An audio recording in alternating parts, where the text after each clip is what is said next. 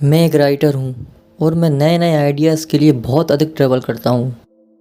मैं लोगों के जीवन में होने वाली छोटी छोटी घटनाओं के ऊपर कहानियाँ लिखता हूँ। लेकिन अब जो मैं आपको घटना बताने जा रहा हूँ वो मेरे स्वयं के साथ घटी हुई है।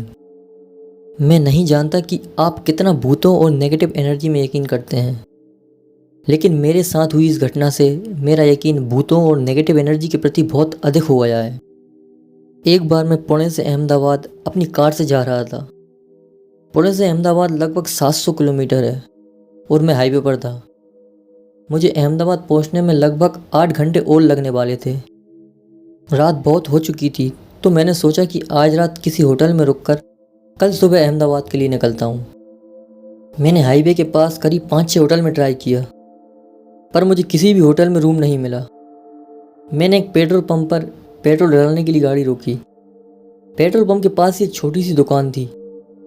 उस दुकान पर सिर्फ एक ही आदमी मौजूद था। मैंने उस दुकान से सिगरेट ली और गाड़ी में आकर बैठ गया। गाड़ी में बैठने के बाद कुछ देर के लिए मेरी झपकी लग गई। फिर किसी ट्रक के हॉर्न से मेरी नींद खुली। मैं गाड़ी से निकला और छोटी सी दुकान से मैंने एक चाय ली। मैं जानता था कि रात को होटल मिलना मुश्किल है, पर फिर भी मैंने उस दुकान के मालिक से होटल के बारे में पूछा। उसने कहा होटल तो है, पर तुम वहाँ जाना नहीं चाहोगे। उसके चेहरे पर थोड़ी सी घबराहट थी। मैंने पूछा क्यों नहीं।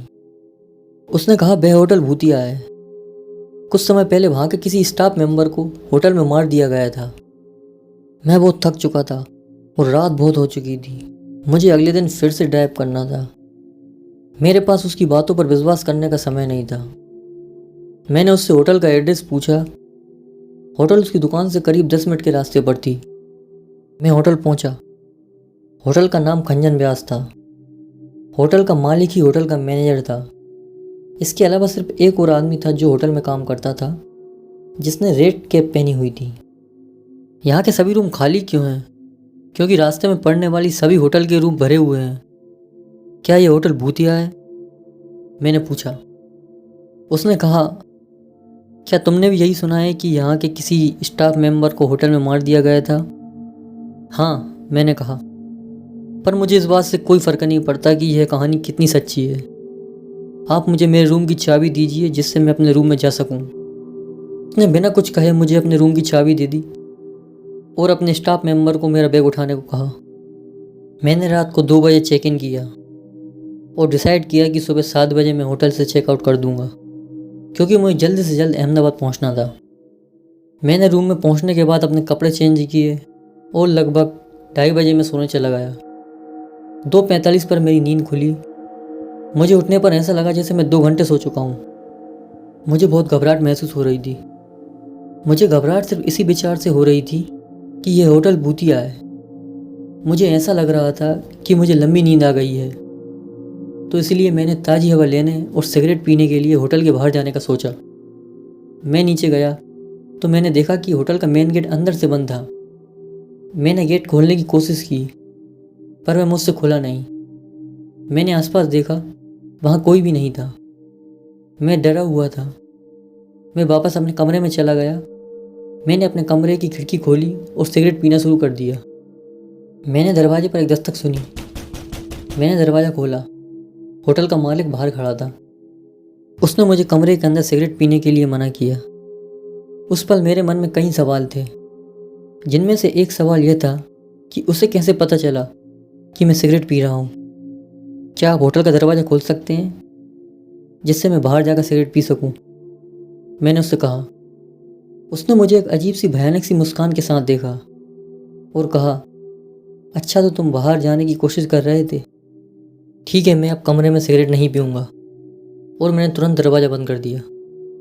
मैं बहुत डरा हुआ था। अब मुझे यहाँ से बाहर निकलना था। होटल में हम दोनों के अलावा तीसरा होटल का स्टाफ मेंबर था। मैं चुपचाप कमरे से बाहर निकला और फर्स्ट फ्लोर पर पहुंचा। फर्स्ट फ्लोर पर एक छोटा सा कमरा था जिसका दरवाज़ा खुला हुआ था। मैंने थोड़ा झांक कर देखा। सौभाग्य से होटल का वह कर्मचारी सोफे पर सो रहा था। मैंने दरवाज़ा बंद किया। जैसे ही वह उठा, मैंने उससे धीमी आवाज़ में बात करने को कहा। उसने मुझसे पूछा, सर आप यहाँ आधी रात को क्या कर रहे हैं? मैंने उससे कहा, कि इस होटल का मालिक मुझे देख ले, उसके पहले मुझे यहाँ से चेकआउट करना है। उसने कहा, कौन सा मालिक? यहाँ के मालिक की मृत्यु तो कुछ हफ्तों पहले हो गई है। वे अपने परिवार से मिलने मुंबई गए हुए थे। लौटते वक्त उनकी कार का एक्सीडेंट हो गया था। तभी से मैं इस होटल को मैनेज कर रहा हूँ। मैंने उससे पूछा, लेकिन जब मैं यहाँ आया था तो उसने मुझे कमरे की चाबी दी थी। उसने मुझे जवाब दिया कि सर, कमरे की कोई चाबी नहीं है, क्योंकि सभी कमरों के रिनोवेशन का काम चल रहा है। कमरों को बंद नहीं किया जा सकता, इसलिए मैं होटल के दरवाजे को बंद रखता हूँ। सारी बातें मुझे समझ में आने लगी। मैंने उसे तुरंत दरवाज़ा खोलने के लिए कहा, क्योंकि मैं चेकआउट कर रहा था। मैंने अपना सामान पैक किया और नीचे चला आया। मैं कुछ देर तक कर्मचारी का इंतजार करता रहा, लेकिन वह नहीं आया। मुझे होटल के कॉरिडोर में किसी के कदमों की आवाज़ सुनाई दी। यह होटल का मालिक था। मैं मदद के लिए चिल्लाया और मैंने उससे दूर रहने के लिए कहा। मालिक ने मुझे अपनी आवाज़ धीमी रखने के लिए कहा कि तुम चिल्ला क्यों रहे हो? मैंने जवाब दिया कि मुझे पता है कि तुम असली नहीं हो। तुम्हारे आदमी ने मुझे सब कुछ बता दिया है। कौन सा आदमी? उसने कहा। होटल में सिर्फ मैं ही अकेला हूँ। क्या बात कर रहे हो? मैंने उस व्यक्ति को होटल में चेक इन करते समय देखा था। उसने मेरा बैग भी उठाया था और मैंने अभी उससे आपके होटल के छोटे से कमरा नंबर 413 में बात की है। मालिक ने मुझसे पूछा, क्या उसने लाल टोपी पहन रखी थी? हाँ, मैंने कहा। मालिक ने कुछ नहीं कहा और चुपचाप दरवाज़ा खोल दिया। सर, आप जिस कर्मचारी के बारे में बात कर रहे हैं वह हफ्तों पहले मर चुका है। तो ये जगह हॉन्टेड है? मैंने उससे पूछा। उसने कुछ नहीं कहा और ना ही मैंने। मैं सुबह 4 बजे डरा हुआ होटल के बाहर निकला और फिर से उस पेट्रोल पंप के पास वाली दुकान पर पहुंचा। तुम सही थे, मैंने उससे कहा। वह होटल भूतिया है। मैं वहाँ रुका था। मैंने वह सब कुछ अनुभव किया। आप वहाँ कैसे रुक सकते हैं? कर्मचारी के मारे जाने के बाद होटल के मालिक की मुंबई से आते समय एक कार दुर्घटना में मृत्यु हो गई थी। तब से वह जगह पूरी तरह बंद हो गई है। अजीब बात यह है कि उस होटल का दरवाज़ा अंदर से बंद है, इसलिए मुझे नहीं पता कि आप उस स्थान पर कैसे रुके। दोस्तों, यह कहानी यदि आपको पसंद आई हो तो लाइक कीजिए, शेयर कीजिए और सब्सक्राइब